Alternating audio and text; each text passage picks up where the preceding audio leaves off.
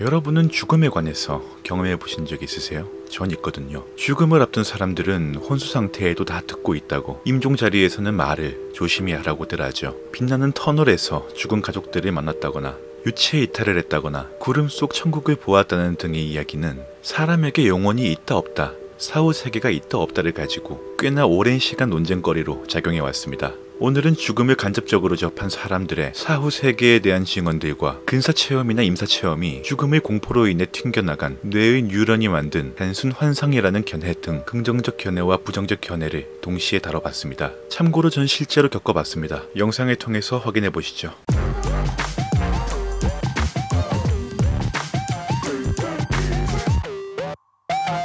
소처럼 일어나는 루팡에게 구독자님들은 언제나 큰 힘이 됩니다. 사람들은 일생을 살아가면서 사후세계, 즉 내세라는 것이 존재하는가에 대해서 많은 의문을 품고 살아갑니다. 근사체험이란 임종이 가까워졌을 때 일시적으로 뇌와 심장 기능이 정지하여 생물학적으로 사망한 상태에서 사후세계를 경험하는 현상을 말하는데요. 아이러니하게도 미국에서 근사체험에 대한 관심이 커지고 있는 현상은 역설적이게도 첨단 의학기술의 발달과 맞물려 있습니다. 심장이 정지하거나 호흡이 끊긴 환자들이 이제는 병원에서 받는 응급수술로 살아나는 경우가 많아지면서 임사체험을 경험한 사람들이 크게 증가하고 있는 것이죠. 이 근사체험 혹은 임사체험이라는 용어는 다시 산다는 것의 저자인 미국의 정신과 의사 레이먼드 무디 주니어가 처음으로 사용한 용어입니다. 근사체험이 완전한 죽음 이전의 죽어가는 단계, 즉 삶과 죽음의 경계인 회색지대에서 이루어진다는 것으로 사람의 심장박동이 멈추고 10초에서 20초가량이 지나면 뇌로 피가 돌지 않아 뇌파가 정지하게 되고 뇌에 산소가 충분히 공급되지 않기 시작하면 뇌의 손상이 일어나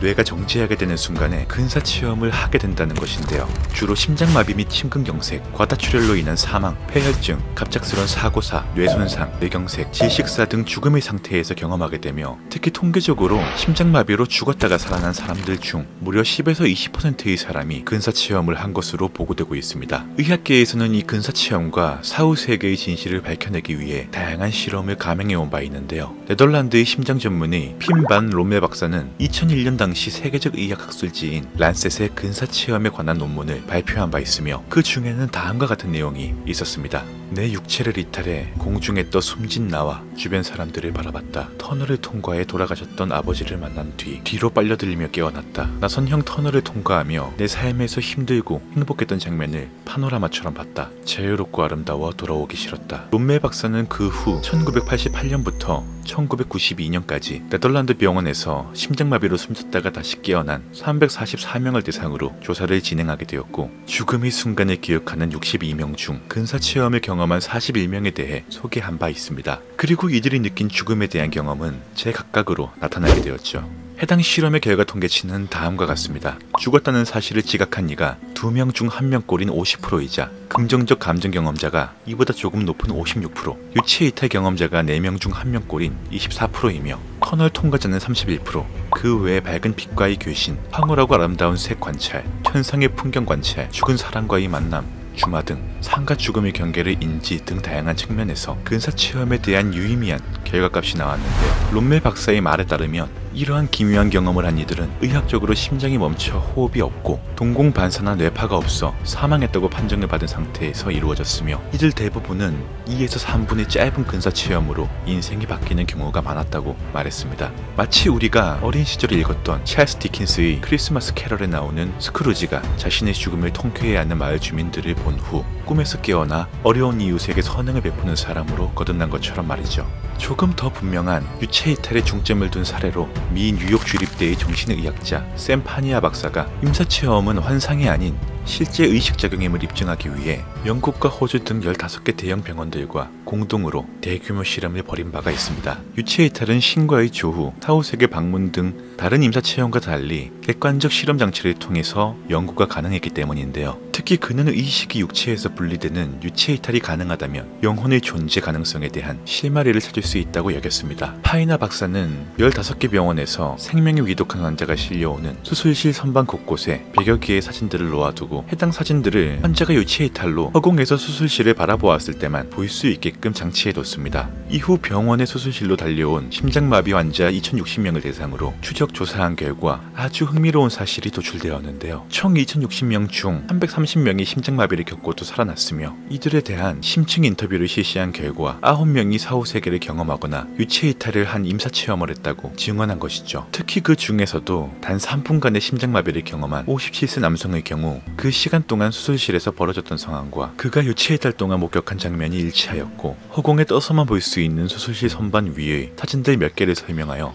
정확히 맞추기도 했습니다. 이를 통해 파니아 박사는 의식이 육체를 벗어나 존재할 수 있다는 가능성을 과학적으로 입증해 보인 것으로 물질주의자들은 의식은 육체의 사물일 뿐이라고 주장하지만 유체 이탈을 통해 영혼의 존재가 입증되면 앞으로 사후세계에 대한 실마리를 얻을 수 있을 것이라는 말을 남겼죠. 근사체험의 경우 국내에서도 다뤄진 바 있습니다. 우리는 왜 죽음을 두려워할 필요 없는가의 저자이자 10년 넘게 죽음학을 강의해온 전 서울대 의대 소화기 내과의 정현치 교수는 심폐소생술의 도입 후인 1960년대부터 근사체험자가 많이 나타났으며 요즘은 근사체험이나 임사체험을 넘어 죽음체험이라 하기도 한다 말했습니다. 또 미국 정신과 의사인 엘리자베스 키블리로스 박사는 근사체험 등을 목격하며 육체는 영혼 불멸의 재화를 둘러싼 껍질에 불과해 진정한 죽음은 존재하지 않는다라고 주장하기도 했죠. 결국 죽는 건 사람이 아닌 껍데기일 뿐이라는 것인데요. 이러한 임사체험들은 놀랍게도 죽음을 판정받은 순간에서만 일어나지 않았습니다. 벨기에의 신경학 전문의 스티븐 오레이스가 전 세계적으로 근사체험을 한 400여 명을 대상으로 진행한 연구에 의하면 근사체험은 죽음을 앞둔 순간에서만이 아닌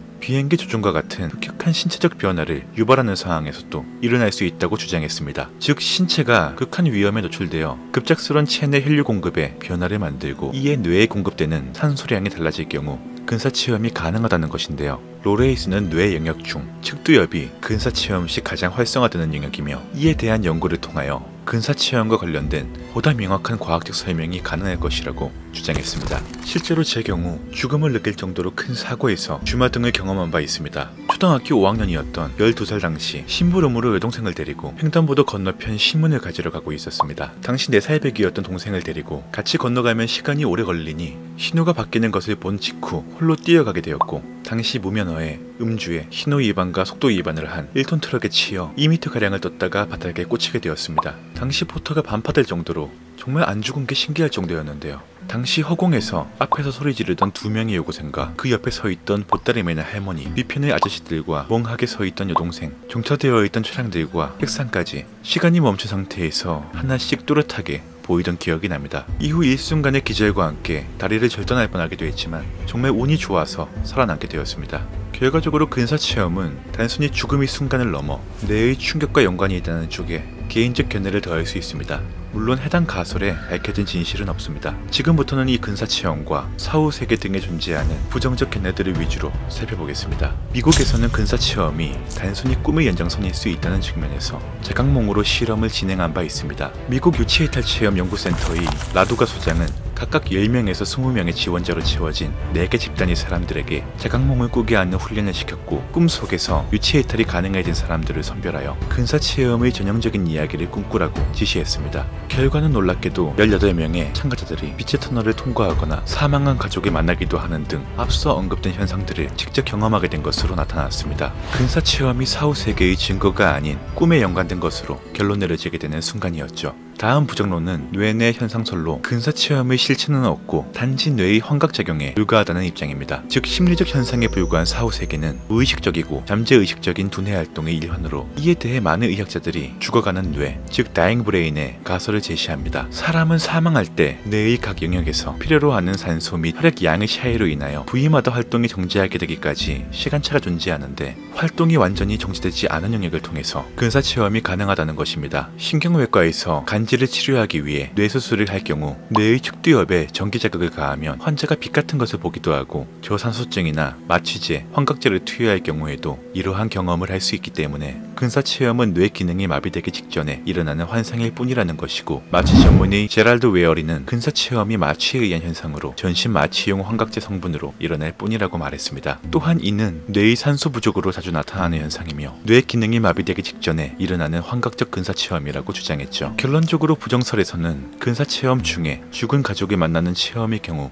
역시 체험자가 보고 싶은 것을 보는 소망투사에 불과하다고 말합니다. 부정론의 측면에서 가장 가능성이 높은 이야기는 2007년 스위스의 신경학자 올라프 블랑크가 감행했던 실험으로 뇌 우측의 두정엽과 측두엽의 경계 부위를 직접 전극으로 자극하여 인공적으로 유치해탈 현상을 일으킨 사례입니다. 뿐만 아니라 단순한 가상현실 시스템을 이용하여 멀쩡한 정신으로 깨어있는 피험자에게 유치해탈 현상을 유도하는 데 성공하기도 했고, 이를 근거로 유치해탈 현상은 더 이상 영원 불멸의 결정적 증거가 아니라 단순한 뇌 활동의 결과라고 주장하기도 했는데요. 근사 체험에 대한 부정론은 크게 세 가지 차원으로 요약됩니다. 첫째, 뇌의 저산소증으로 인한 경우로 뇌세포 및 뇌기능에 영향을 미치는 탄소 부족으로 환각 상태에 빠진다. 둘째, 호르몬의 불균형으로 인해 환각 상태에서 일어난다는 설로 피가 돌지 않으면서 엔돌핀 내지 엔케팔린이라는 신경 전달 물질이 비정상적으로 작용해 환각 상태에 빠지고, 또한 세로토닌이 근사 체험의 특징인 평온함과 안락함의 근거가 된다. 셋째, 뇌의 측두엽이 손상되어 일어난다는 설로 뇌의 측두엽에 대한 몸의 균형, 기억, 회상 기억이 상실되면 대뇌 폐질의 자극이 일어나 유체이탈, 환각, 기억 혼란 등을 경험하게 된다. 이 근사 체험은 정말로 단순히 뇌의 착각과 환각 상태가 만들어내는 환상일 뿐일까요? 이 논쟁들이 재미있는 것은 이러한 논쟁이 일반인들보다 의학계 내부에서 진위 공방이 치열하단 것입니다. 누구보다 사람의 몸에 관해서 과학적인 이들이 오히려 이러한 사후 세계를 믿는 경우가 많고, 또 이를 반대하는 의견도 많다는 것이죠. 제 나이 11살에 사랑했던 외할머니께서 돌아가시던 날 밤 노란 개나리가 핀 들판 위에서 입을 맞추고 떠나가시던 할머니의 뒷모습이 아직도 기억에 남습니다. 실제로 귀신을 여러 차례 목격했던 저로서는 이 근사 체험과 사후 세계에 대해서 믿음을 가질 수밖에 없네요. 여러분이 듣거나 혹은 실제로 겪으신 경험에 대해서 댓글을 통해서 남겨주시면 대단히 감사하겠습니다. 오늘 준비된 자료는 여기까지입니다. 다음 영상에서 더 흥미로운 주제로 돌아오겠습니다. 스릴로팡이었습니다. 감사합니다.